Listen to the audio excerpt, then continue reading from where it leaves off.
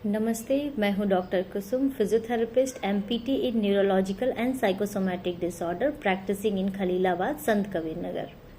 आज मैं आपको बताऊंगी सेरिब्रल पैल्सी कितने टाइप के होते हैं, उसमें प्रॉब्लम्स क्या होते हैं, डायग्नोसिस कैसे करना है और इसके ट्रीटमेंट।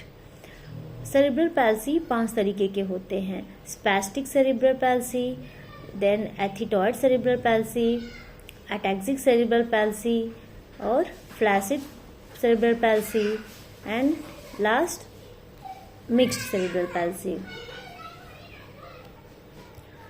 स्पैस्टिक सेरिब्रल पैल्सी, ज़्यादातर बच्चों में स्पैस्टिक सेरिब्रल पैल्सी पाई जाती है। अब स्पैस्टिसिटी क्या होता है? स्पैस्टिसिटी एक तरीके का मांसपेशियों में टाइटनेस होता है जो कि ब्रेन से रिलेटेड होता है। जब भी बच्चा अपने हाथों का या पैरों का इस्तेमाल करने की कोशिश करता है तो उसका या तो हाथ पैर या तो पूरा शरीर टाइट हो जाता है।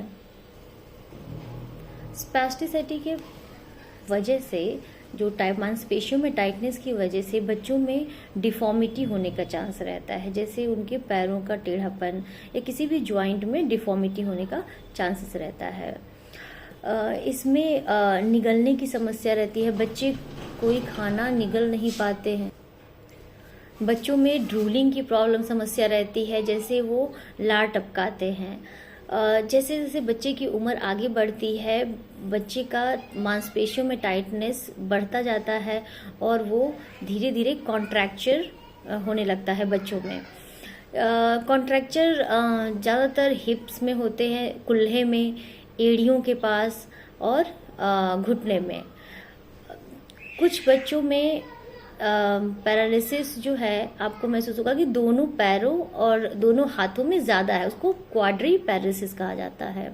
कुछ बच्चों में सिर्फ पैरों में ही दिक्कत होती है और कुछ बच्चों में एक तरफ का, एक साइड का हाथ पैर दोनों, ये लेफ्ट राइट, ये डिपेंड करता है कि किस साइड में ब्रेन इंजरी हुई है। नेक्स्ट है हमारा एथिटॉयड सेरिब्रल पैल्सी। एथिटॉयड सेरिब्रल पैल्सी में ज़्यादातर पैरों पे असर होता है, कोऑर्डिनेशन की कमी होती है।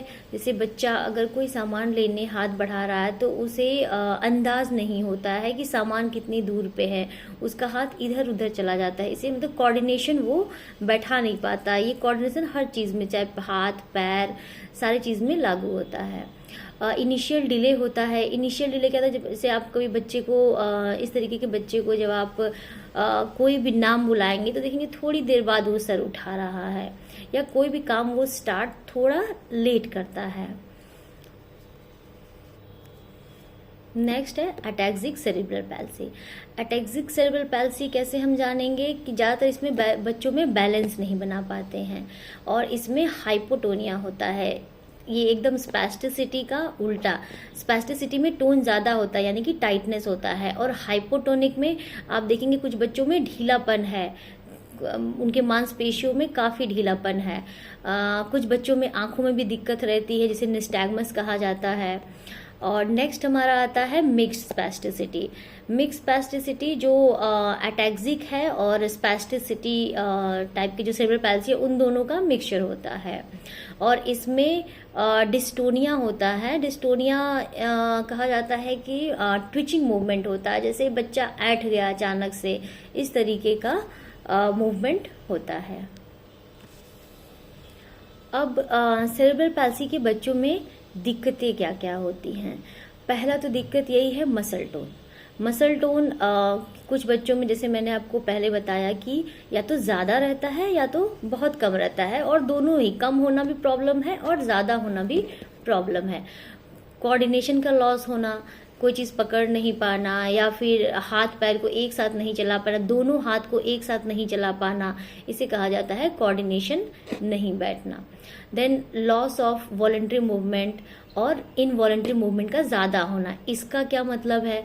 वॉलंटरी मूवमेंट जब हम खुद अपने हाथ पैर या किसी भी शरीर के किसी भी हिस्से को चलाना चाहते हैं, जैसे मैं ये हाथ अपना उठाई, ये मुट्ठी बांधी, ये मेरा वॉलंटरी कंट्रोल है।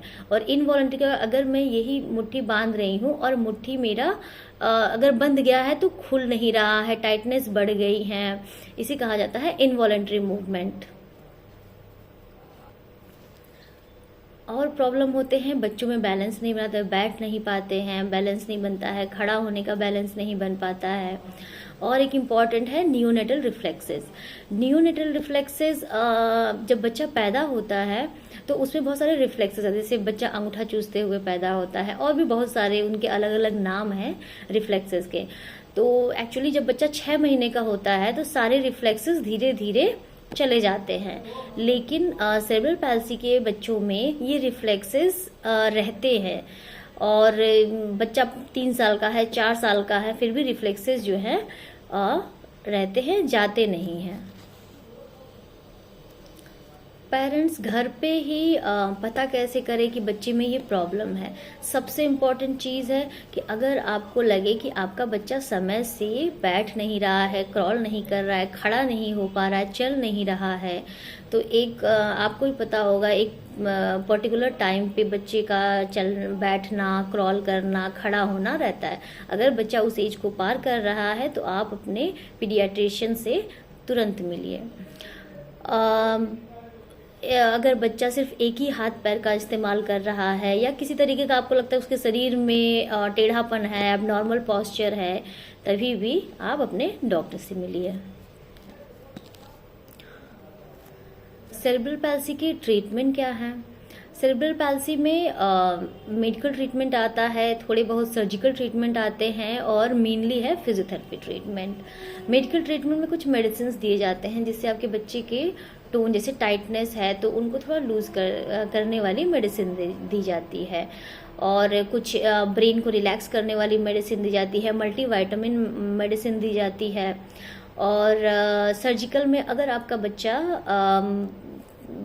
पैरों में कोई डिफॉर्मिटी है, बड़ा हो गया है, और कोई डिफॉर्मिटी किसी तरीके का है, हाथों में डिफॉर्मिटी आ गई है, तो उसके लिए सर्जिकल मैनेजमेंट, टेंडन या ट्रांसफ़र करना, टेंडन रिलीज करना, और कुछ करेक्टिव सर्जरीज आती हैं। मेनली है फिजियोथेरेपी ट्रीटमेंट जो मैं आपको अपने नेक्स्ट वीडियो में डिटेल में बताऊंगी। Thank you.